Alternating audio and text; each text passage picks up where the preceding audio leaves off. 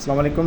तमाम वालदेन ऐं शागिर्दनि खे हिकु दफ़ो ॿीहर जेको आहे सो उन साॻी ॻाल्हि खे वरजायूं पिया त उस्ताद बुखार डिग्री कॉलेज दादू जे अंदरि 11 ऐं 12 क्लास जा जेके बि ग्रुप्स आहिनि उन जा क्लास हली रहिया आहिनि।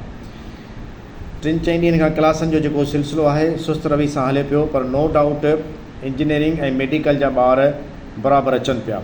जॾहिं त फस्ट ईयर कॉमर्स, आर्ट्स ऐं कंप्यूटर में तक़रीबन 100 जो तादादु आहे ॿारनि जो जेको आहे गॾियल तौर ते। उन्हनि मां हिकिड़ो शागिर्द बि असां वटि न कंप्यूटर वारो आयो आहे, न कॉमर्स वारो आयो आहे, न ई वरी जेको आहे आर्ट्स वारो हिकिड़ो शागिर्द या उन्हनि जे वालदेन कंहिं जेको आहे सो असां सां राब्तो कयो आहे क्लासनि जे लाइ। क्लर्क खे चयल आहे, उन्हनि सभिनी ॾे मैसेज बि कया आहिनि, पर अञा ताईं उहो जेको रिस्पॉन्स वालदेन या शागिर्दनि जो हुअणु खपे उहो बिल्कुलु बि ज़ीरो आहे।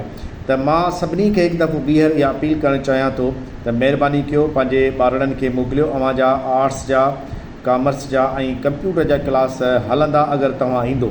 कंप्यूटर जी असां वटि न सिर्फ़ु कंप्यूटर लैब आहे, पर डिजिटल मॉडल लैब बि दादू कॉलेज जे अंदरि आहे, जितां अव्हांखे नोट्स डाउनलोड करणु, अपलोड करणु ऐं जेकी बि शइ अव्हांजे कंप्यूटर जे हवाले सां घुरिजे उहा अवेलेबल आहे।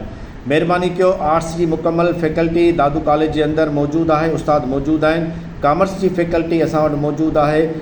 पंहिंजा ॿारड़ा मोकिलियो, वक़्त जो ज़ियान न कयो। अञा 9 साल अकेडमिक्स शुरू थियो आहे ऐं जेकर इन ई में ई अव्हां जेकॾहिं सुस्त कंदो त यकीन अॻिते हली उस्तादनि खे पढ़ाइण में तकलीफ़ थींदी, छो त बार बार क्लासनि जे अंदरि नवनि शागिर्दनि जे अचण जे करे रिपीटेशन थींदी आहे, जेका हिकिड़ो फेडअप जो अमल आहे। शागिर्द बि परेशान थींदा आहिनि ऐं उस्ताद बि परेशान थींदो आहे। महिरबानी कयो, सूमर खां पंहिंजे ॿारनि खे मोकिलियो। क्लासिस रेगुलर हली रहिया आहिनि। ड्रेस वठो, क्लासनि जे अंदरि अचो। अगरि अव्हांखे को मसइलो आहे त एडमिन ब्लॉक में एडमिशन सां मिली करे पंहिंजो मसइलो हल कराए सघो था। पाकिस्तान ज़िंदाबाद।